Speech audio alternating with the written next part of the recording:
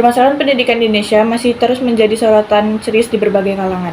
Data terkini mengungkapkan bahwa ketimpangan akses, kualitas pembelajaran yang rendah, dan keterbatasan guru berkualitas masih menjadi tantangan utama yang mengancam masa depan generasi muda Indonesia.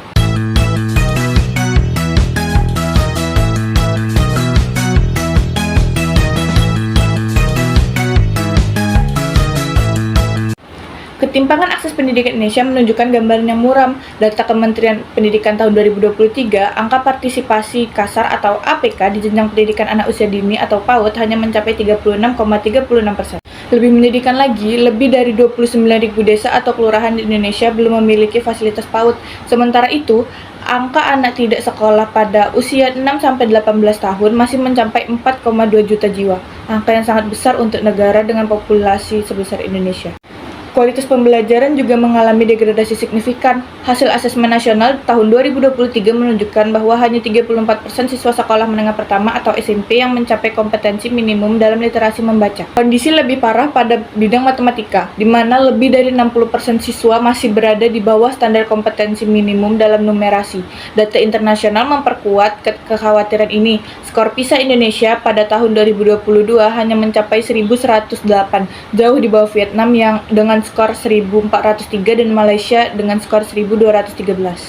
Tantangan finansial justru memperparah situasi permasalahan pendidikan di Indonesia pada saat ini. Anggaran dana alokasi khusus atau DAK fisik untuk pendidikan mengalami penurunan drastis pada tahun 2025, hanya mencapai 2,2 triliun rupiah dari sebelumnya sejumlah 15,3 triliun rupiah di tahun 2024. Penurunan anggaran sekitar 85% ini membuat pemerintah kesulitan melakukan perbaikan infrastruktur pendidikan yang sudah sangat memprihatinkan. Data Kementerian Pendidikan melaporkan bahwa pada tahun ajaran 2024-2025, sebanyak 60,3% ruang kelas sekolah dasar berada dalam kondisi rusak dengan berbagai tingkat kerusakan. Kondisi ini terutama terjadi di wilayah terpencil, menciptakan lingkungan belajar yang jauh dari kata ideal. Masalah guru merupakan inti dari ketimpangan pendidikan Indonesia. Keterbatasan jumlah guru menyebabkan satu guru harus mengajar 3 mata pelajaran berbeda sekaligus. Kondisi yang jelas tidak ideal untuk pembelajaran berkualitas. Distribusi guru juga sangat tidak merata, di mana mayoritas guru berpengalaman terkonsentrasi di kota-kota besar, sementara daerah terpencil kekurangan guru berkualitas. Contoh ekstrim muncul di Provinsi Papua Barat, di mana tingkat ketidakhadiran guru mencapai 37-43%. Angka ini menunjukkan tantangan serius dalam hal komitmen dan aksesibilitas guru di wilayah tertentu.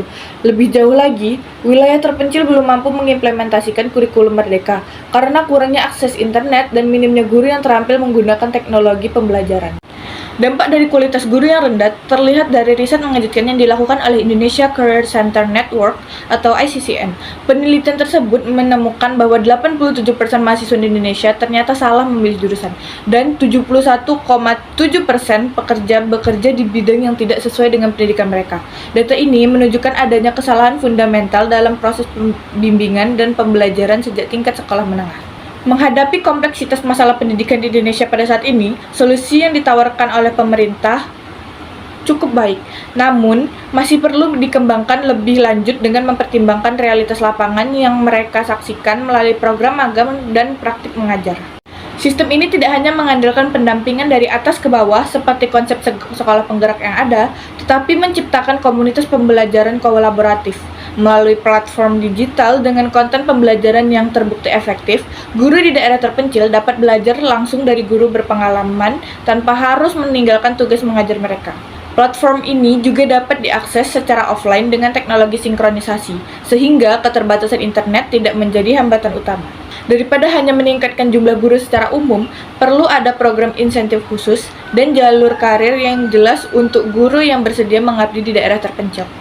Program beasiswa penuh hingga jenjang magister pendidikan untuk calon guru yang berkomitmen mengajar di daerah terpencil selama minimal 5 tahun menjadi salah satu usulan konkret. Solusi yang sangat praktis adalah memanfaatkan mahasiswa pendidikan sebagai asisten pengajar di sekolah-sekolah yang kekurangan guru, terutama di daerah terpencil. Program ini tidak hanya mengatasi kekurangan guru jangka pendek, tetapi juga memberikan pengalaman berharga bagi mahasiswa pendidikan untuk memahami tantangan nyata di lapangan. Hal ini akan menghasilkan generasi guru yang lebih siap menghadapi realitas pendidikan Indonesia yang kompleks. Perlu ada perubahan fundamental dalam kurikulum program pendidikan di universitas. Program pendidikan seharusnya seharusnya lebih menekankan pada pembelajaran praktik dan pemecahan masalah nyata, bukan hanya teori. Mata kuliah tentang bagaimana mengajar dengan sumber daya terbatas, bagaimana mengintegrasikan teknologi dalam pembelajaran, terutama pembelajaran offline first, dan bagaimana menangani keberagaman siswa dalam satu kelas menjadi prioritas.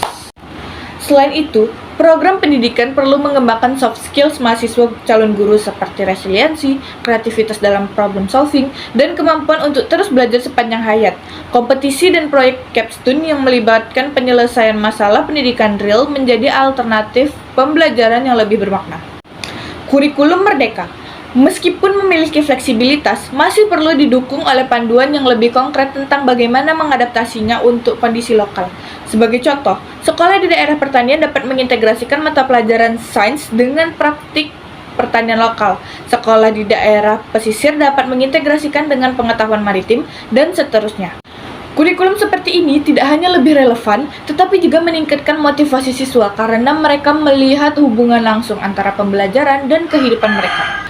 Permasalahan pendidikan Indonesia bukan hanya tentang menambah guru atau memperbaiki infrastruktur, tetapi memerlukan transformasi menyeluruh dalam cara kita memandang dan mengelola sistem pendidikan. Solusi yang paling efektif adalah yang menggabungkan intervensi pemerintah dengan inovasi lokal dan keterlibatan aktif dari berbagai pihak. Dengan memanfaatkan energi, kreativitas, dan pemahaman mendalam mahasiswa pendidikan tentang teori dan praktik pembelajaran modern, Indonesia memiliki peluang untuk tidak hanya mengatasi krisis pendidikan, tetapi juga membangun sistem pendidikan yang lebih resilient dan inklusif. Masa depan pendidikan Indonesia bergantung pada seberapa serius kita mendengarkan suara-suara dari lapangan, termasuk dari mahasiswa pendidikan yang akan menjadi pemimpin pendidikan masa depan.